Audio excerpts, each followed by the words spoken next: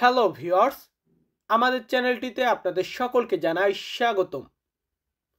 আপনারা যারা সৌদি আরবে নতুন এসেছেন তারা সকলে অবশ্যই আমাদের আজকের সম্পূর্ণ ভিডিওটি একটু মনোযোগ দিয়ে দেখবেন। আজকে দৈনন্দিন জীবনের দরকারি কিছু আরবি শব্দার্থ শেখাবো। আজকের প্রতিটি শব্দার্থ সকলে অবশ্যই মুখস্থ করে রাখবেন। তো চলুন আমাদের আজকের ভিডিওটি শুরু করা যাক। আরেকটি কথা, ভিডিওটি দেখে ভালো লাগলে, কিছু শিখতে পারলে অবশ্যই একটি লাইক দিবেন। তো আজকে আমরা শব্দার্থ শেখাবো। আমাদের এখানে প্রথম শব্দটি আছে সুক। আরবি শব্দ সুক মানে হচ্ছে বাজার। বাজার বলেন, মার্কেট বলেন, এটাকে আরবি ভাষাতে আমরা বলি সুক। এরপরে আছে মাহাল। আরবি শব্দ মাহাল মানে হচ্ছে দোকান। এখন দোকানের আবার বিভিন্ন ধরন আছে। যে কোনো দোকান বোঝাতে আমরা বলি মাহাল।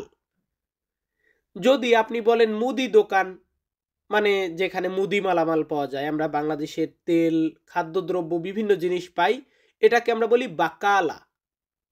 বাকালা মানে মুদি দোকান। এরপর আছে হাল্লাক। আরবি শব্দ হাল্লাক মানে হচ্ছে সেলুন। আমরা চুল দাড়ি যেখান থেকে সেভ করাই সেলুন বলি, এটাকে আরবিতে বলা হয় হাল্লাক। এর পরবর্তী শব্দটি আছে জেদিদ।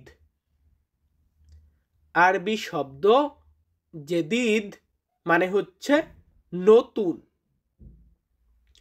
নতুন, এটাকে আরবিতে বলা হয় জেদিদ। এরপরে আছে শগল। আরবি শব্দ শগল মানে হচ্ছে কাজ। কাজের আরবি কি?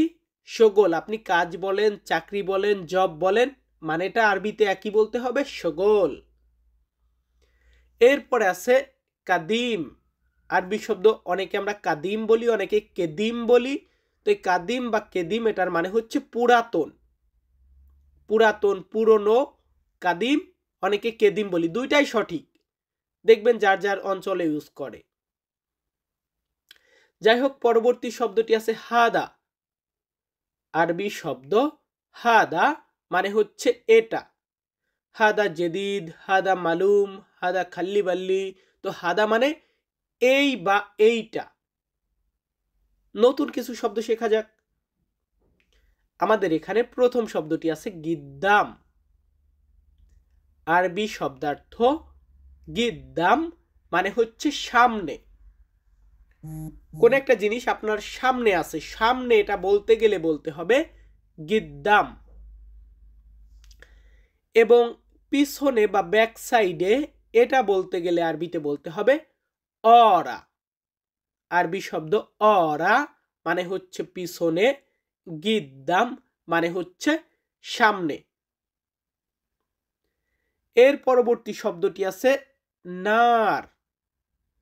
আরবি শব্দ নার মানে হচ্ছে আগুন। আমরা বাংলাতে আগুন বলি, এটাকে আরব কান্ট্রিতে বলা হয় নার। এর পরবর্তী শব্দটি আছে বাসাল। আরবি শব্দ বাসাল মানে হচ্ছে পেঁয়াজ। আমরা যে পেঁয়াজ খাই, এই পেঁয়াজটাকে সৌদি, কাতার, কুয়েত, দুবাই, প্রত্যেকটা দেশেই, মোট কথা আরবের যেগুলা দেশ আছে, শুধু লিবিয়া এমনটা না, শুধু সৌদি এমনটা না, প্রত্যেকটা দেশেই মানে বাসাল বলি পেঁয়াজকে, এবং খেজুরকে আমরা তামার বলি। তামার মানে খেজুর। এখন আপনি যদি বলেন ভাই ওমানে কি বলবো, ওমানেও তামার বলবেন। প্রত্যেকটা দেশে আমরা একই বলি। এরপর আছে মালুম। আরবি শব্দ মালুম মানে হচ্ছে জানা।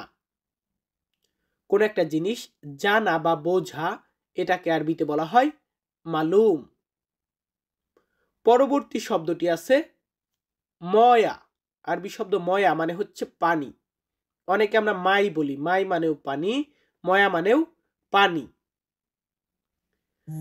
তো এর পরবর্তী শব্দটি আমাদের এখানে কি আছে? তাল। আরবি শব্দ তাল মানে হচ্ছে আশা। ধরুন আমরা যে কাউকে আমি বলতেছি যে তুমি আসো বা আপনি আসুন, কিন্তু তাল, এই তাল শব্দের অর্থ হচ্ছে আশা। তো আমরা দ্বিতীয় ধাপ শেষ করলাম। আমাদের তৃতীয় ধাপের প্রথম শব্দটি আছে মুদির। আরবি শব্দ মুদির মানে হচ্ছে বস।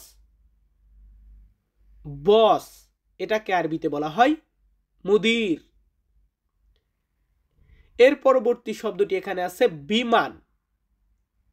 দেখুন, বিমান বা এরোপ্লেন, এটাকে আরবি ভাষাতে বলা হয় তাইয়ারা। আরবি শব্দ তাইয়ারা। তাইয়ারা মানে বিমান। এবং সাইয়ারা, সাইয়ারা মানে গাড়ি। দুইটা শব্দের কিন্তু মিল আছে। গাড়ি সাইয়ারা, বিমান তাইয়ারা। তো এর পরবর্তী শব্দটি এখানে কি আছে? তাস্কেরা। আরবি শব্দ তাস্কেরা মানে হচ্ছে টিকিট। গাড়ির বলেন, বিমানের বলেন বা সিনেমা হলের বলেন, টিকিট এটা বলতে গেলে আমরা বলি তাস্কেরা। এরপর আছে হোয়েন। আরবি শব্দ হোয়েন মানে হচ্ছে কোথায়। কোথায় এটাকে আমরা আরবিতে বলি হোয়েন। এর পরবর্তী শব্দটি আমাদের এখানে আছে মুশকিলা। আমরা সমস্যা বলি বাংলাতে, এই সমস্যা এটাকে আরবি ভাষাতে বলা হয় মুশকিলা। মাফি মুশকিলা সমস্যা নেই, জিয়াদা মুশকিলা অনেক সমস্যা। তো এই মুশকিলা শব্দের অর্থ হচ্ছে সমস্যা। আবার আমি ধরুন বললাম যে কয়েজ, আরবিতে দেখবেন ওরা বলে কয়েজ। কয়েজ মানে ভালো।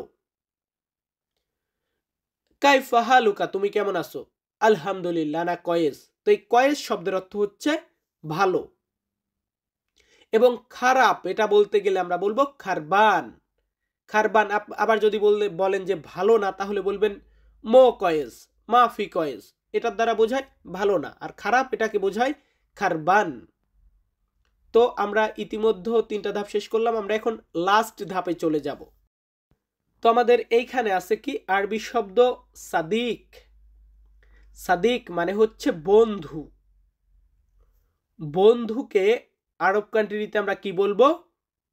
সাদিক। এরপরে আছে আখুই।